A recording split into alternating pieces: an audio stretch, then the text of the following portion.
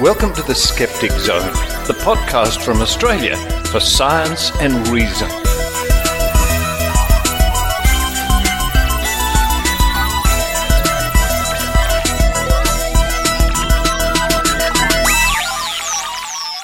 Hello and welcome to the Skeptic Zone, episode number 520 for the 7th of October 2018.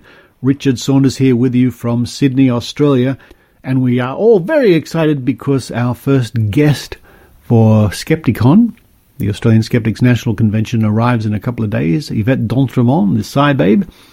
And by the way, she'll be on Dr. Karl Kruszelnicki's Thursday Science Radio Day, including Triple J, ABC Regional Victoria, Tasmania, Western Australia, as well as she'll be doing a turn on the BBC and a podcast. She's in for a busy day. You can join Yvette D'Entremont, by the way, and all our other guests from the convention at a free night, the free meet and greet at the Occidental Hotel here in Sydney at Wynyard, plus the trivia night. We're going to have a trivia night. Form a team, come along. Cash prizes on the night, and that'll be hosted by myself, Lara Benham from the Skeptics, and Maynard. Looking forward to that. Links in this week's show notes so you can register for that free night. Should be a lot of fun, and we hope we can see you there. But coming up on this week's show, another one of the guests from Skepticon, who will be arriving in a few days, Carrie Poppy from the Oh No, Ross and Carrie podcast.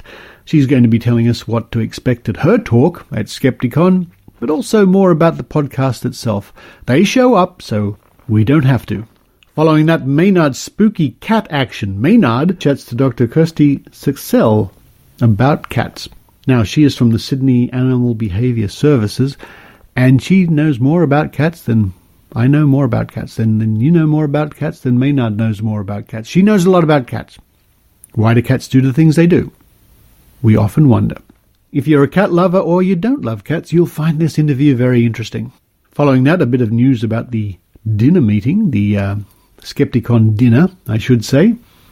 We have a announcement of the host, the MC for the night. Then we report on the recent Shonky Awards by Choice Magazine. These are the awards given out to dodgy products that don't work, dangerous products of particular interest this year to skeptics. Two of the products. One is magnetic therapy, and the other one is homeopathic. Then to round off the show, an interesting interview Maynard does with David Rosenberg, who is the technical consultant on a new ABC dramatisation here in Australia about Pine Gap spies and satellite information intelligence gathering. Very interesting man indeed. He'll be the guest speaker at Skeptics in the Pub here in Sydney next month, by the way. Now, Pine Gap is of interest to skeptics because many, when I say many, some at least people in this country think that it's a secret base for UFOs. It's really an American-Australian joint information gathering facility right in the middle of Australia near Alice Springs. But I have been to a talk where the person on the stage said that they have alien clone robots there. I'm not making that up. Pine Gap, the TV series and reality, coming up later on with Maynard.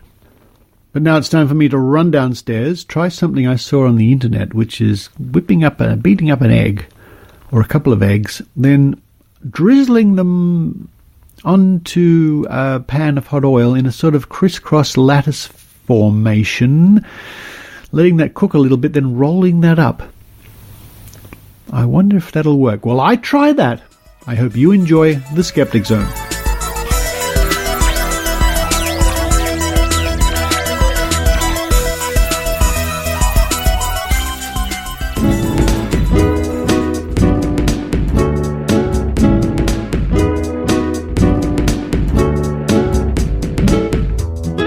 And joining me now from Hollywood, yes, Hollywood, it's Carrie Poppy from Oh No, Ross and Carrie podcast. Hello, Carrie. Hi, Richard. How are you? I'm so well today. I'm excited because our convention is just around the corner, Skepticon, and you're coming out to Australia for the first time, I believe. Yes, I fully expected not to be there. What have you heard? Well, the flat earthers tell me that Australia is just an invention of the U.S. government. Of course, it's our government, of course. and that really when you think you're going to Australia, you're actually being sent to, I believe it's South America. Yes, and your whole continent just doesn't exist. It's part of the whole Ball Earth scam. Well, interesting you should say that, because as it happens, once upon a time, Australia and South America were joined. Sure. Yes, I feel like that was quite a bit of time ago. But, it was. But no, touche, you're right. And the reason they know that is because there's ancient platypus fossils, or the ancestors of platypus fossils, in South America. That's mind-blowing. Yeah.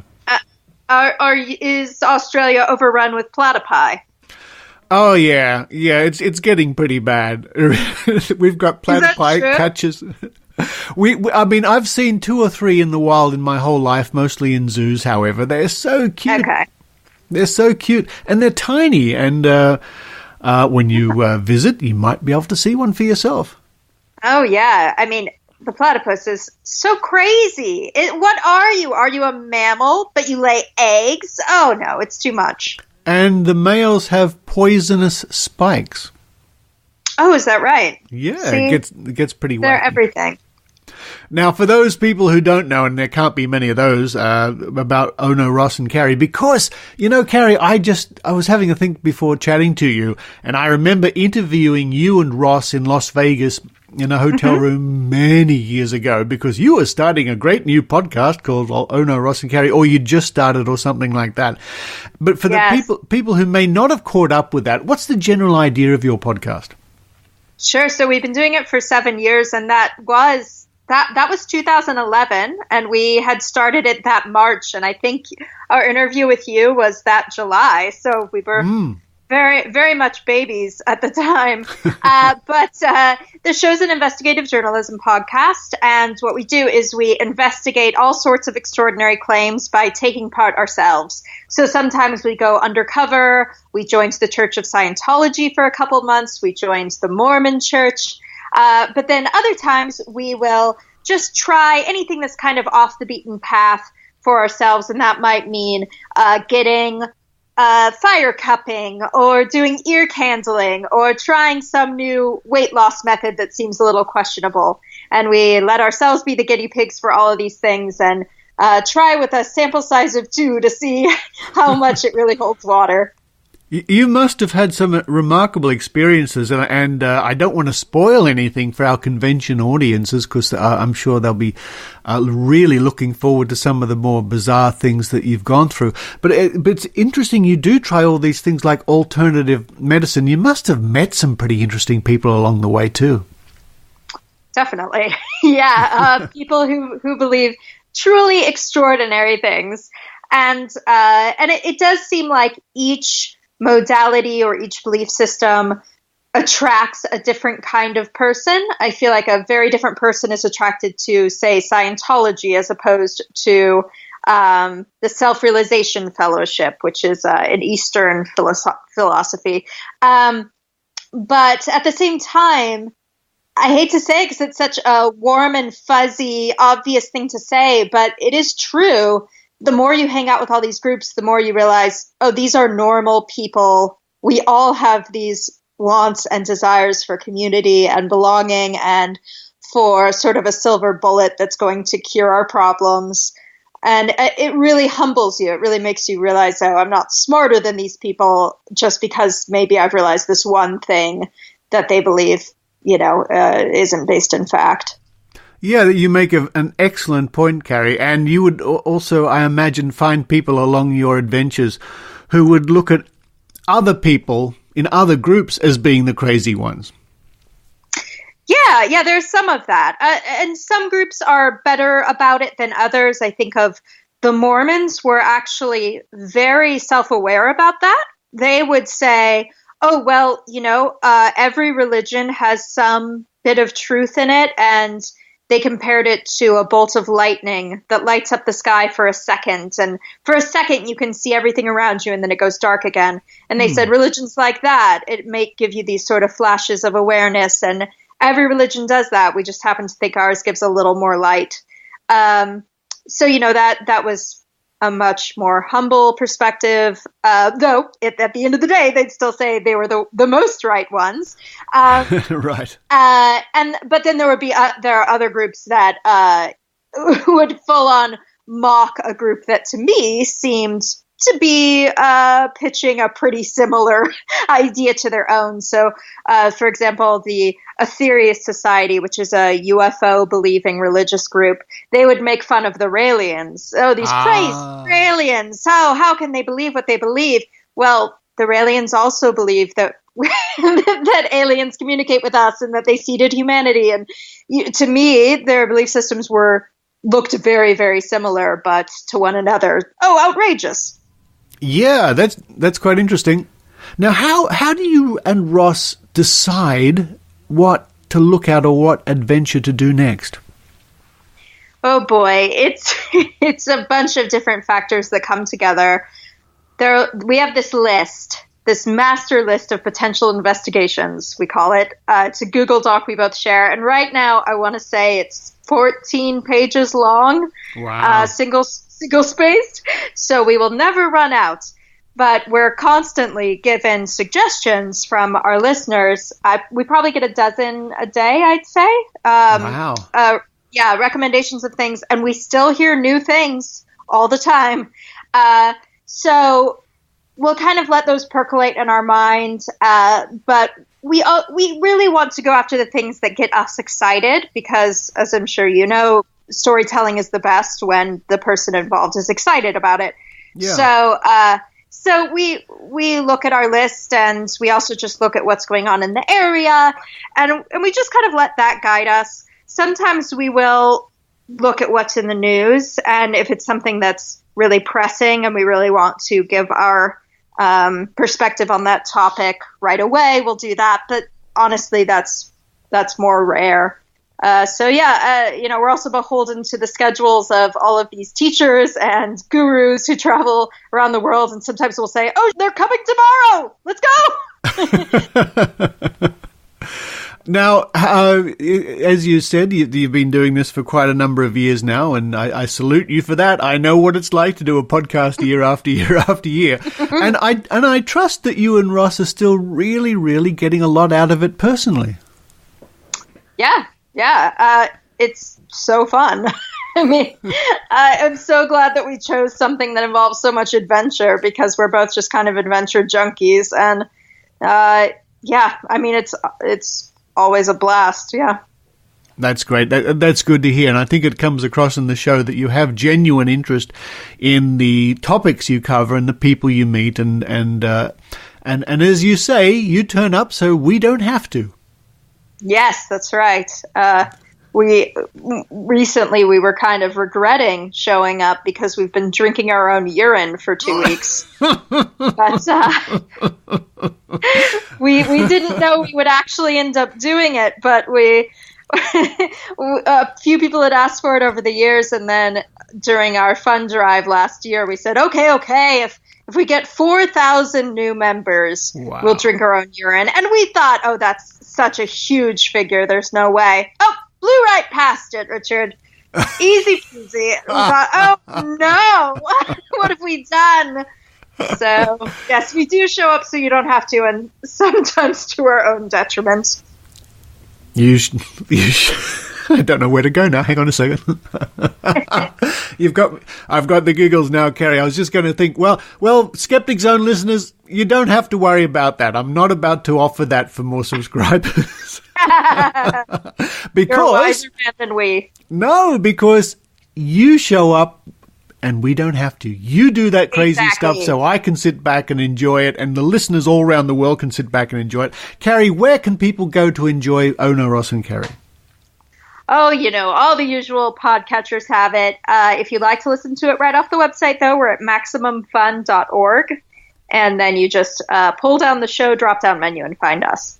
Fantastic. Carrie, it's not long now, and folks coming to Skepticon in Sydney, or if you're thinking about it, this is your chance to meet Carrie Poppy from Ono, Ross and Carrie, and hear firsthand a lot more about her crazy adventures with Ross doing this wonderful podcast. But for now, Carrie Poppy, all the way over there in Hollywood, thank you very much. My pleasure.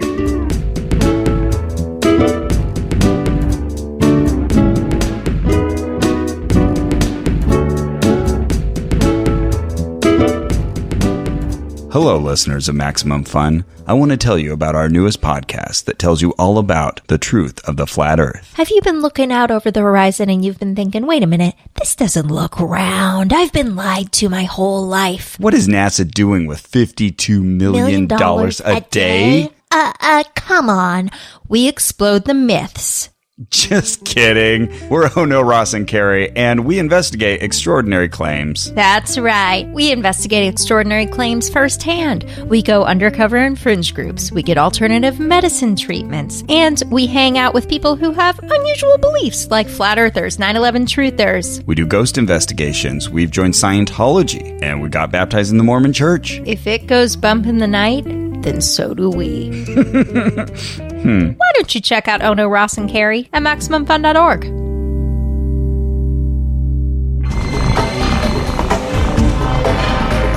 Here's Maynard's spooky action at a distance.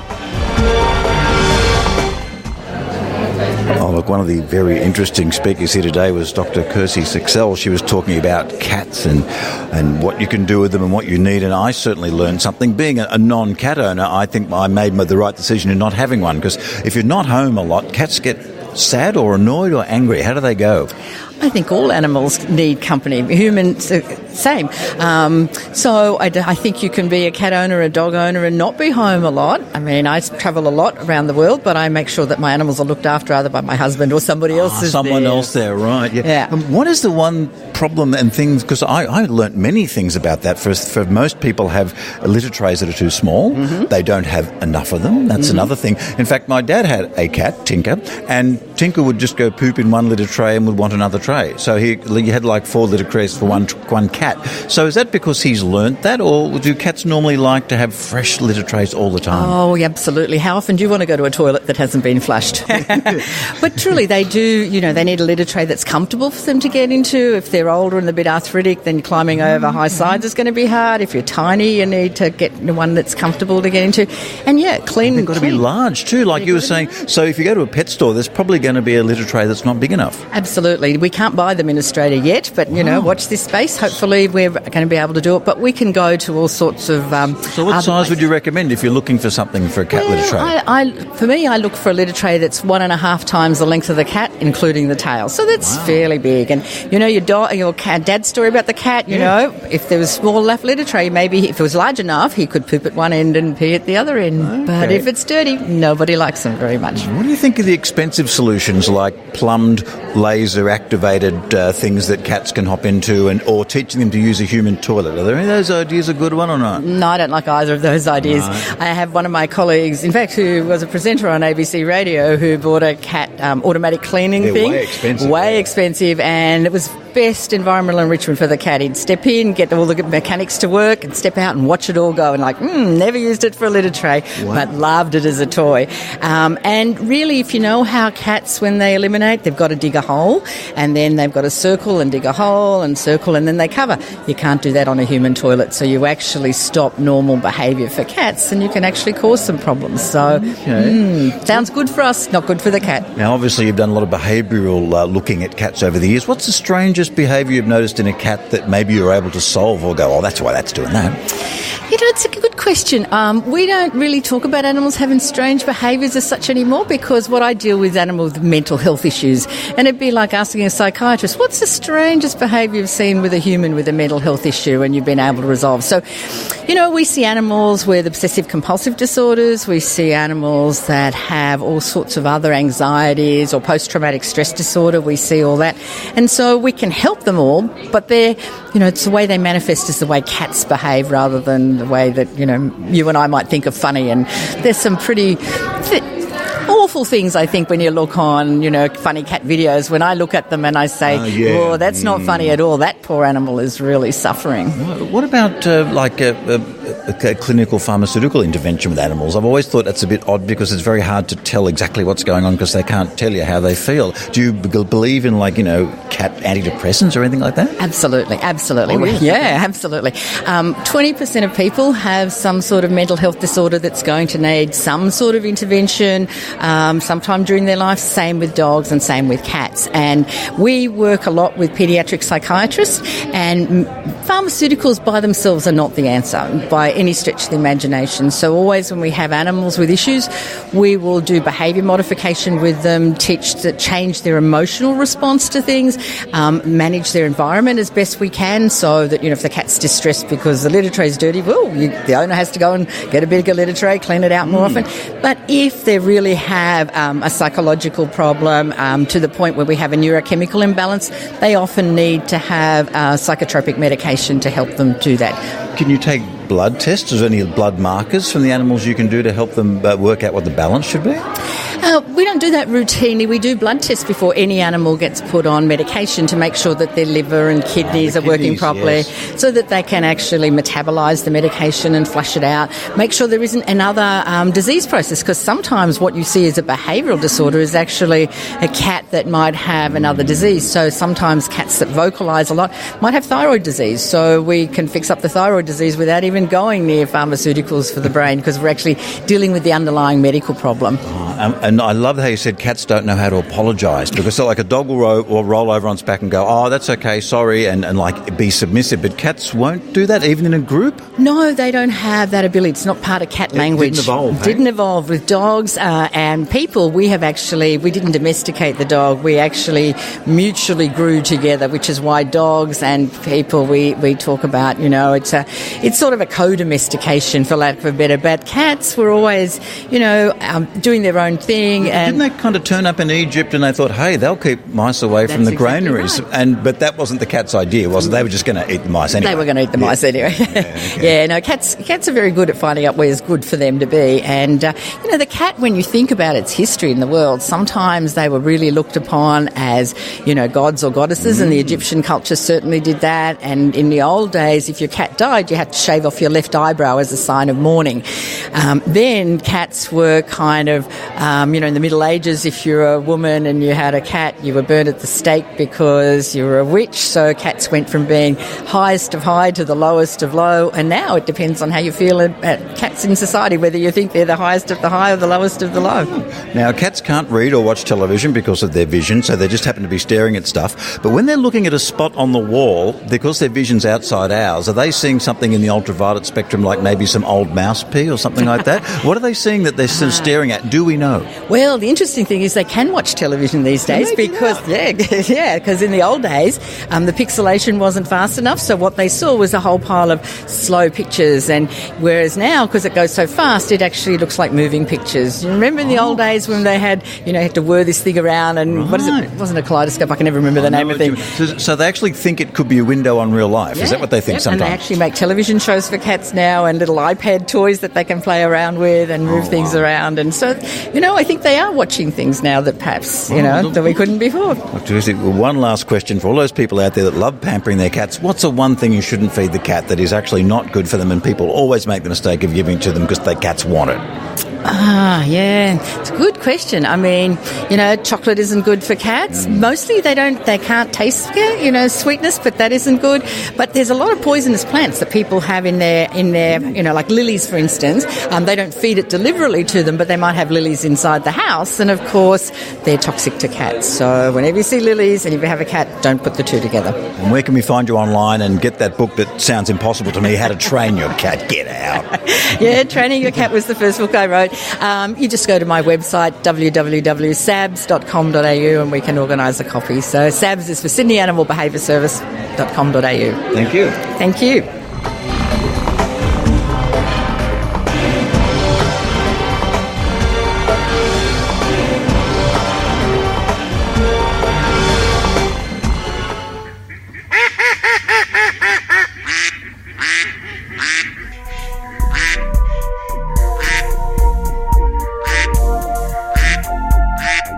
Quackwatch, your guide to quackery, health, fraud, operated by Stephen Barrett, MD. Quackwatch is now an international network of people who are concerned about health-related frauds, myths, fads, fallacies, and misconduct. Its primary focus is on quackery-related information that is difficult or impossible to get elsewhere. Articles include quackery, how should it be defined, how it sells, 26 ways to spot it, how it harms cancer patients, and much more. www.quackwatch.org.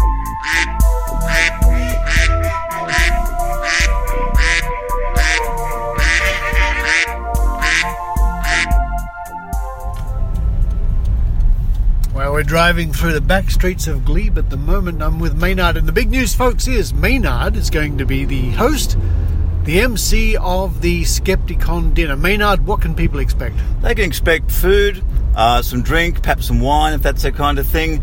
That's it, really. I'll be out there telling them what's on, but I will actually be waiting on several tables as well. I'll be wearing a cummerbund, and people have mentioned my cummerbund on many occasions, and I can only assume that that's what they're talking about. Maynard and his cummerbund live on stage. Another reason, folks, if you needed one more reason to come to the Australian Skeptics National Convention, Skepticon, and get your dinner ticket.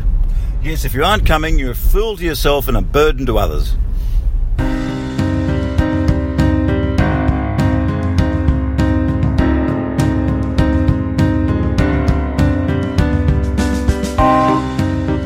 On the 4th of October, our friends at Choice magazine, choice.com.au, awarded their annual Shonky Awards.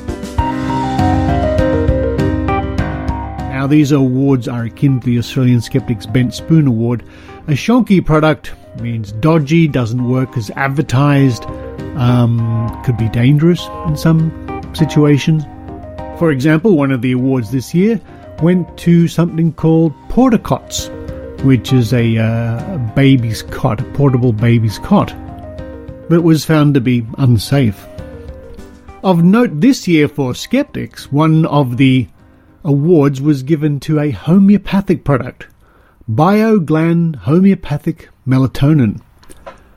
And the press release reads, Shonky for the trickery that leaves people sleepless. Big pharmaceutical companies, or big pharma, are synonymous with big medical production, big money, and big impact on the type of healthcare products we can access. One thing that's rarely expected from big pharma is homeopathic cures, which are more typically found in the domain of alternative therapies. However, at least one big pharma company in Australia is selling homeopathic products on a very large scale. Pharmacare, which boasts on its LinkedIn that it's, quote, the largest private Australian-owned consumer health, fitness and consumer goods company in the country, end quote, currently operates 23 brands, including Bioglan. According to their website, their products are available in, quote, 5,200 pharmacies, 3,000 supermarkets, outlets, departments and variety stores nationwide, and hundreds of overseas outlets in Asia, America and Europe, end quote. In 2017, we awarded Bioglan and another pharmaceutical brand, Nature's Way, a Shonky for its outrageous claims that sticky, sugary lollies are in fact good for teeth. This year, Pharmacare and Bioglan received another dubious honour for its over-the-counter melatonin homeopathic sleep formula. While melatonin, currently a prescription-only medicine in Australia, is known to promote sleep and is used to help people suffering jet lag or sleep disorders, there's no reliable evidence that homeopathic melatonin, or homeopathic products in general, has any effect other than placebo. Despite this, the company makes the claim that Bioglan melatonin helps, quote, relieve mild temporary insomnia and symptoms of mild nervous tension, end quote. On-pack claims you might lose sleep over. Bioglan's melatonin homeopathic sleep formula is also available in chewable tablet form or spray, and both products promise to, quote, relieve mild temporary insomnia, end quote. On the product's web page, we're told, quote, results depend on how often the homeopathic remedy is taken and not on the quantity used, end quote. Because in homeopathy, quote, the amount consumed is not relevant. Children are treated the same way as adults, end quote. However, directions for the tablet version state, quote, to aid sleep, chew 3 to 5 tablets half an hour before bedtime, end quote, while the spray is, quote, rapidly absorbed to start working quickly, end quote. To be fair to Bioglan, consuming more does support the primary reason for this product's existence. The more tablets people chew, the sooner they'll potentially cough up another $24.50 recommended retail price. Melatonin homeopathic sleep formula is packaged like medication and sold in a pharmacy. But with murky claims that are not supported with evidence, wasting money is the only area where this product is proven to be effective. Not only does Bioglan melatonin not help you sleep, it's shonky enough that you might lose sleep worrying about the brazen trickery this company gets away with. But that's not all this year of interest to skeptics. Another shonky has been awarded to magnetic therapy. An oldie but a goodie. And the press release says, magnetic therapy, shonky for using weak health claims to pull on hip pockets. Magnetic therapy promises to take away or relieve pain through placing weak static magnets at pain points around the body. A magnet that removes pain? With such bold claims, you'd hope for some type of evidence, but there's a clear lack of studies that prove these devices aren't simply placebos. For example, in a meta-analysis of 9 placebo-controlled and randomized trials, professors at the Complementary Medicine Centre from the Universities of Exeter and Plymouth found that, quote, the evidence does not support the use of static magnets for pain relief, and therefore magnets cannot be recommended as an effective treatment, end quote.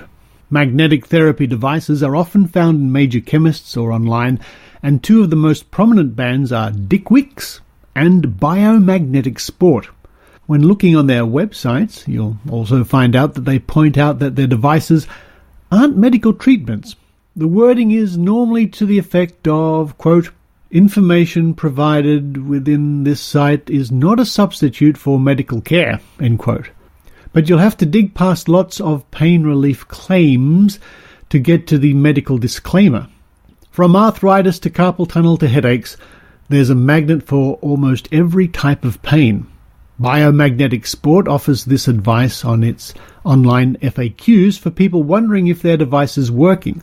Quote, if you have been using your BioMagnetic Sport product for a few days or even weeks and you don't feel it is helping with your injury but it has been less than 28 days, please continue to use the product as directed, end quote. That's a pretty shonky move, and one that could leave Australians suffering for longer periods than needed.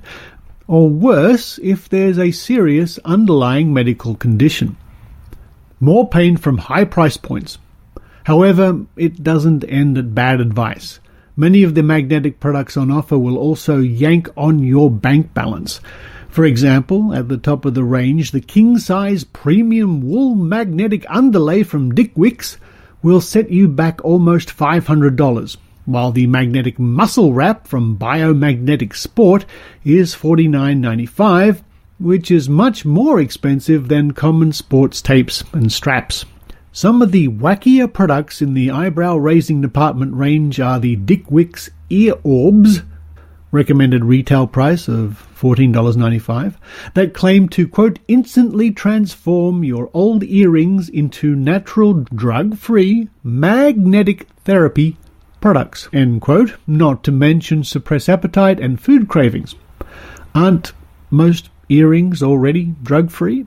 There are also magnets for cats, dogs and horses, including a horse rug, recommended retail price of $229.95, that promises to, quote, repel pain and attract soundness, end quote. If you're suffering from any type of pain or condition, it's always best to see a medical professional rather than spend money on a wearable or close proximity magnetic devices from companies like Wicks and BioMagnetic Sport. The only thing these magnets will relieve you of is the money from your wallet. So those two products were certainly highlights for skeptics this year. The products mentioned or awarded a Shonky were the Marriott chain of hotels, the Commonwealth Bank, a toaster that doesn't quite toast, the baby's cot we mentioned before, and Kellogg's Nutri-Grain Smash. I'll link to the choice website so you can read all about those for yourself in this week's show notes.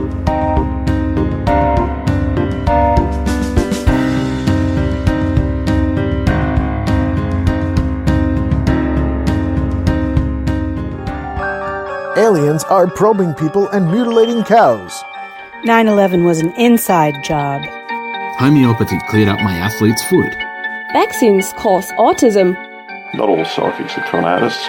Mine is definitely real. We all have friends and family who believe these things and much more. Well, if you're a rational thinker who is tired of arguing on social media and never getting anywhere, we have a solution for you. Join the Guerrilla Skepticism and Wikipedia team, and we will teach you how to add reliable scientific and skeptical information to the world's #1 source of information, Wikipedia. We write new articles and improve existing ones. We remove pseudoscience, paranormal, and alt-med claims, substituting the actual facts. And we operate in many languages. We've already reached tens of millions of people searching for information, but as you can imagine, we can never do enough. So please, join us. All you need is a PC, a Facebook account, and the desire to help educate the planet. In fact, you'll be educating the world while you sleep. Contact us at gsowteam@gmail.com. Guerrilla Skepticism. The time is now. Music by PurplePlanet.com.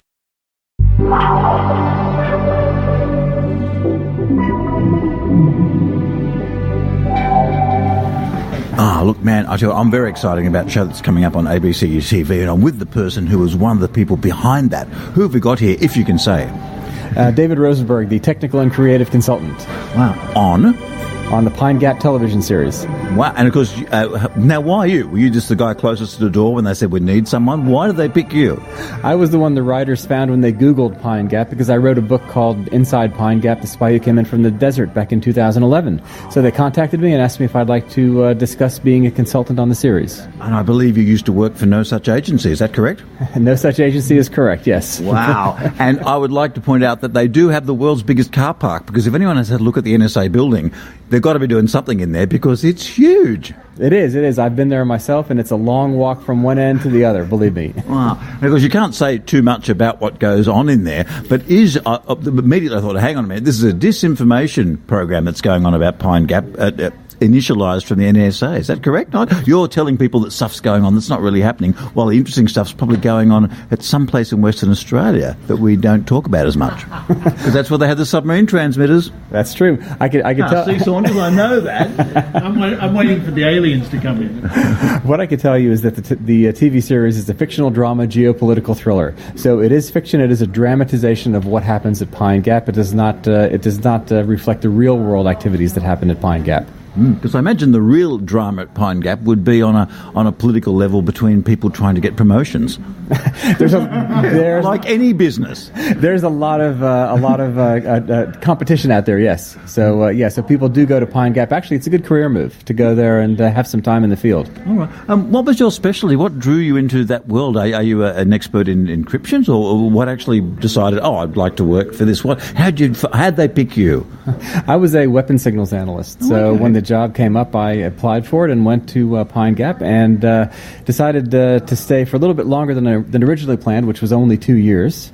That turned into 18 years. So I kind of felt like I was on Gilligan's Island with my time just keep going on and on and on and on, which was fantastic. But the technology in 18 years, I mean, when they started, it was just like people chucking rocks at each other, obviously, when you started. And by the end of it, how do you keep up with the signals? It's different all the time. New stuff's being made all the time. The Chinese would emit a different signal from the Indonesians. It must be very confusing. That's right. You have to be familiar with the signal spectrum environment, and you have to basically keep up with the technology as it accelerates as well.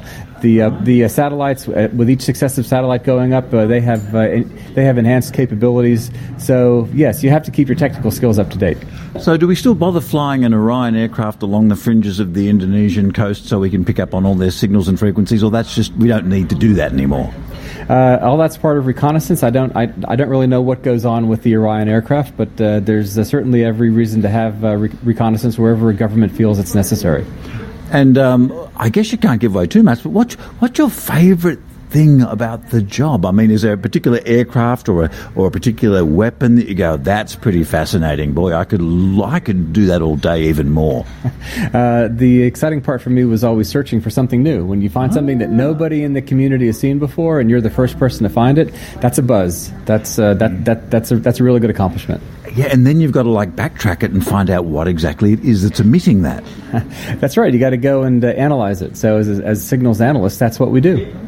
And of course, the special relationship between Australia and America is often criticised. I've criticised it on a number of occasions. But what's been explained to people in the intelligence industry is that if, of course, the Australian intelligence military-industrial complex is three people in a Kelpie. We haven't got too many, but that Kelpie works hard, let me tell you. But if our soldiers are on the ground in Afghanistan and they want to know a little bit of intelligence, the Americans give that to them because of our special relationship. So in some ways, it saves our soldiers' lives, and that's part of the reason that we do it.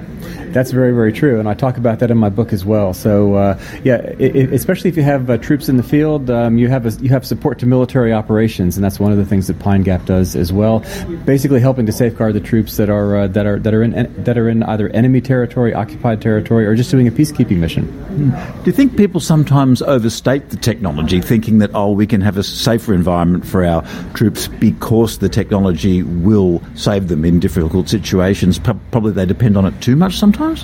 Well, you are going to look at whatever you have at your disposal to make things easier and safer for the troops on the ground. So whatever you can develop and utilize, the government will certainly do that. And what's your area you'd like to see a bit more development in without giving away too much? Is there something, because as I said earlier, new stuff is really good. What's the most interesting new stuff that you can talk about?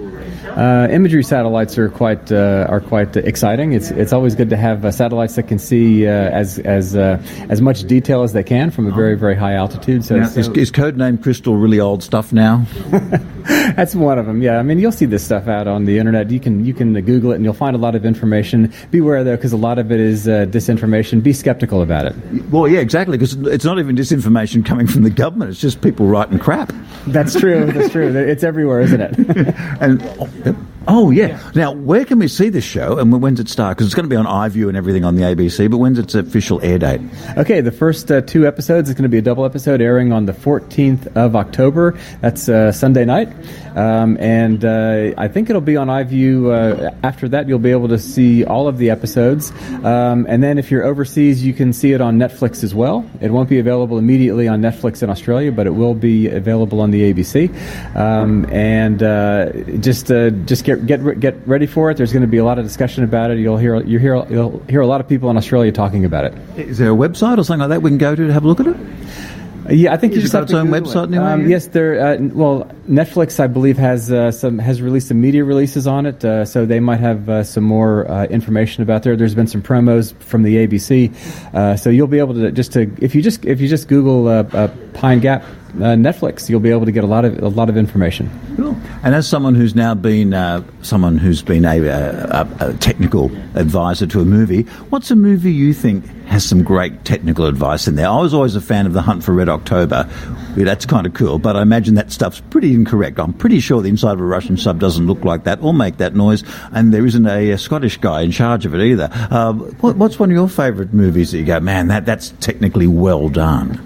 I like the James Bond movies just for entertainment. Oh, they have cool, yeah. they have the cool cars. Have you got a favourite one? The DB9 car? Which one? I'm an old fan of Sean Connery, actually. So I do like the old jetpack. His jetpack was fantastic. And they made him wear a helmet, as if James Bond would ever wear a helmet with a jetpack. He'd be going, "No, I'm going now." And Roger Moore going to the moon. That was that was pretty funny too. So yeah, so it's good. It's good entertainment. I think that people will find the Pine Gap series as well good entertainment, and just remember that it is a fictional drama. It's not a documentary. And we'll be having a longer chat about your book a little bit later in the Skeptical Zone. But please enjoy tonight, and let's talk about tonight's question, which is all about music. Do you think there's a scientific formula to music? Do you think you could actually write a pop song by working out a scientific formula, or there is a formula to what people like to hear? That's a good question. I don't have a musical bone in my body. However, my wife is a music therapist and a music psychotherapist. Hang on. Wow. So she psychoanalyzes people while playing them Pet Shop Boys. Is that what goes on? Not that simple, but there's a lot of music in our house. Whether there's a formula that you can use, I don't know. I think that there's a lot of very creative people out there who do really well when it comes to putting music together. Well, thanks for chatting to us. I hope the show goes really big and you get more technical advice in the future. Fingers crossed we'll have a second, third series coming up as well.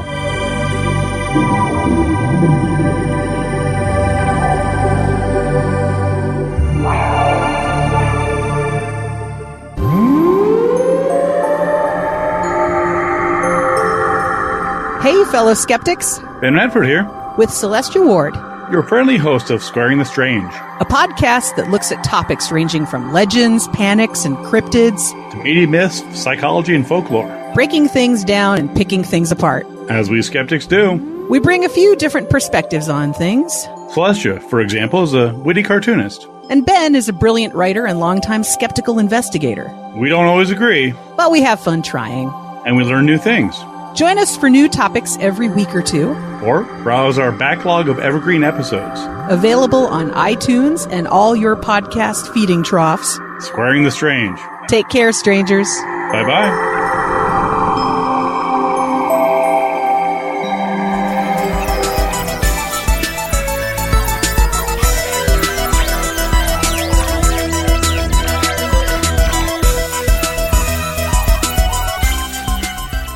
Thank you for listening to the Skeptic Zone. Next week's show will be a little bit different. It's some highlights from a show I used to do before the Skeptic Zone called the Skeptic Tank, I think it was, where I interview magician Mark Mayer, who was investigating psychic detectives. And I don't think I've ever played this interview on the Skeptic Zone. It certainly has not been heard for many, many years. Still relevant today. He talks about Alison Duvois quite a lot. But this interest I have right now in this topic has come about because of the recent podcast you may have heard about called The Teacher's Pet, which is investigating a cold case here in Australia. But on one of the episodes, they actually play a police recording of a psychic, which I thought was pretty strange. Anyway, I've been investigating that lately. So you might enjoy this interview from years ago about so-called police psychics, coming up next week. It's a busy week ahead for Australian skeptics. We look forward to seeing you at the convention and at the free social night with the trivia coming up. Links on this week's show notes. But for now, this is Richard Saunders signing off from Sydney, Australia. You've been listening to the Skeptic Zone podcast. Please visit our website at www.skepticzone.tv for show notes, contacts, and to access the back catalogue of episodes going back to 2008. You can follow the Skeptic Zone podcast on Twitter at Skeptic Zone, visit our Facebook page, or leave a review on iTunes.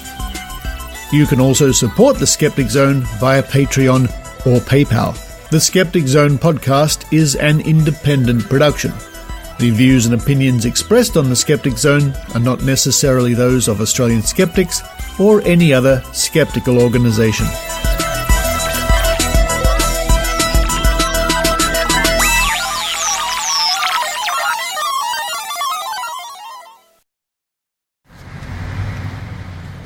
It's all the people who listen to the show after the music, Maynard. And I had a listener Hello, your phone's going off. I had a listener write in and say that we should call this section the afterthoughts. That's good. That's good. Afterthoughts. Yep, that's a good one for it. That's a good one. I think that person should get a prize. Yes, they should. Well, they won't. But they won't be getting a prize. Well, this is pretty special because we know that if you are listening after the credits, you are starved for entertainment and probably got a lot of, as they like to say, time on your hands, a bit like Grandpa Simpson. So while you're not shaking your fist at a cloud in an angry manner, why don't you roll the dice, Richard? I will, folks. I have it here, right here. Maynard and I are the first ones here at Skeptics in the Pub, by the way. So I have the 10-sided die today, folks. Maynard, why don't you do the honours? Okay. Maynard's just... Is that a 4? 4. Okay. 4. The first number is 4. We're going to roll it 4 times. 4 times. Okay. And so what is the chance of someone getting all 4 numbers correct? It's 10 times 10 times 10 times 10. So it's 7. Yes. Right, 1 in 7 chance. Okay, so first number was 4. Second number is 5. 5. Oh, I can see a pattern here. 5. Third number is 7. 7. 4, 5, 7. 0. 4, 5, 7, 0, which is also Richard's PIN number. It is. Well, you can take that as 0 or 10. If you take the 1 as 1, it goes right up to 0. 10. So 4, 5, 7, 10. No. What does it mean, Maynard? Well, I think you've got those numbers. You've won yourself a meat tray at some pub somewhere in the world. You just have to go and ask them. It could take you a while, but eventually you will find, if you ask at an infinite number of pubs for an infinite number of meat trays, you will get an infinite number of meat. An infinite amount of meat. Yes, I think you will. All right. One more. For all the people who didn't get any numbers, and there would be a lot of you, I'm going to roll it one more time. Use your psychic powers. Here it comes.